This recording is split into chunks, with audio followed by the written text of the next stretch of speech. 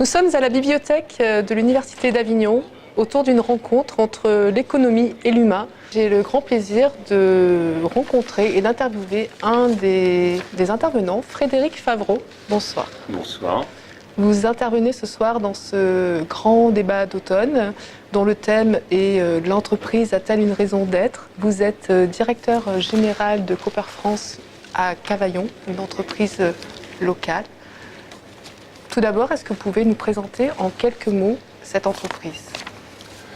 Bien sûr, Cooper, c'est le leader mondial du biocontrôle, ce qu'on appelle le biocontrôle. Donc c'est la protection des plantes avec des substances naturelles. Donc le principe de la coccinelle et du puceron. Et depuis quelques années, on a développé une gamme de produits avec de la biostimulation, du fonctionnement du sol. Donc aujourd'hui, on est sur un système économique vertueux. Alors vous intervenez ce soir pour le grand débat d'automne. À quel titre exactement ? Alors le sujet, c'est l'entreprise a-t-elle un sens qui va s'argumenter entre deux parties. Le sens à l'intérieur même de l'entreprise, en interne, c'est-à-dire le sens pour le collaborateur. On est sur un management très humain. On parle de bien-être au travail, mais au-delà du bien-être au travail, le sens que l'entreprise et le dirigeant que je suis va donner à son collaborateur en termes d'espace de travail, en termes de sens, en termes de mission. Et effectivement, l'entreprise devient un terrain de jeu et une source de plaisir pour le collaborateur et l'individu. La deuxième partie, on est sur le sens de l'entreprise, plutôt tourné à l'externe, dans son territoire et sur son environnement géographique. C'est un état d'esprit, j'ai envie de dire, identifié par votre fonction de directeur général, donc en tant que personne, ou est-ce que c'est un état d'esprit de Cooper mondial, cet état d'esprit justement de mêler l'entreprise et l'humain ? Je pense les deux. Je pense les deux. L'entreprise a un fond culturel porté sur le collaborateur, le respect de l'individu et du collaborateur. L'entreprise, avec le vertu agronomique que nous prenons, forcément, on a une mission assez vertueuse au niveau mondial de nourrir 9 milliards de personnes à l'échelle 2050 avec une production saine, mais en interne, avec un profond respect pour l'individu.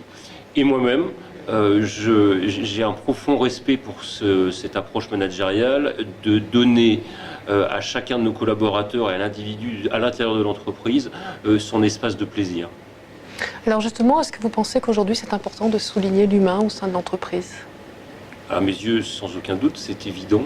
Je crois que je ne pourrais pas faire autrement. Donc c'est forcément une certaine importance. Après, chaque entreprise ou chacun des dirigeants va utiliser une méthode managériale qui peut être différente, qui peut aussi fonctionner. En tout cas, la mienne, c'est de mettre l'individu et le collaborateur au centre.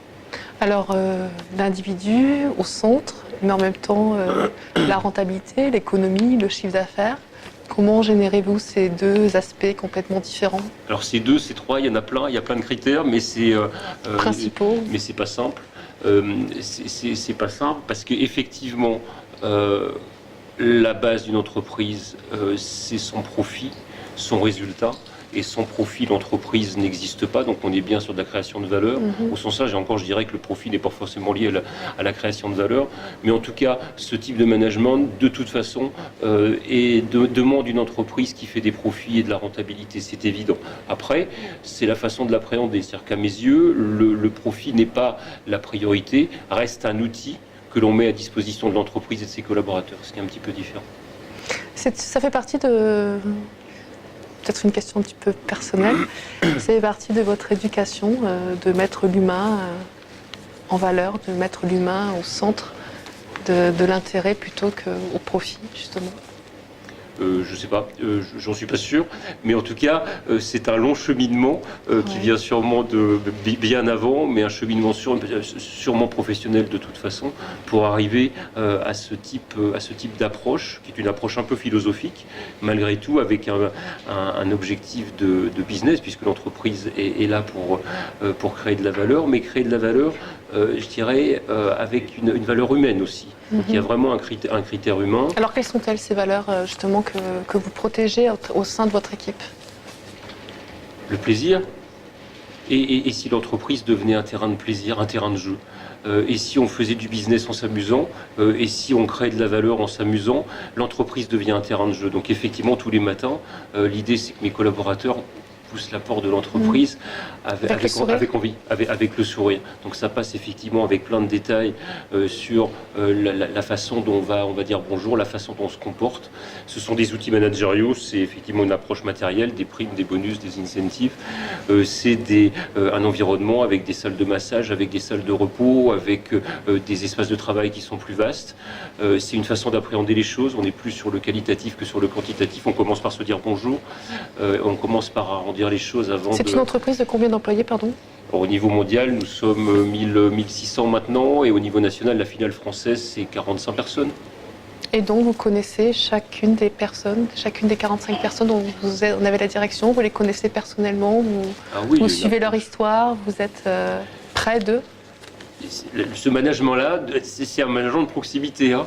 Donc oui, bien évidemment, je connais chacune des personnes. On se connaît mutuellement. Il y a autre chose que le travail, c'est évident. Ça demande énormément de proximité et de disponibilité. C'est la question que j'allais vous poser. Est-ce que vous avez le temps justement d'être disponible dans le cadre de votre gestion quotidienne en tant que directeur général? Alors on le prend parce que ça en fait partie. C'est le critère dans cette approche managériale-là.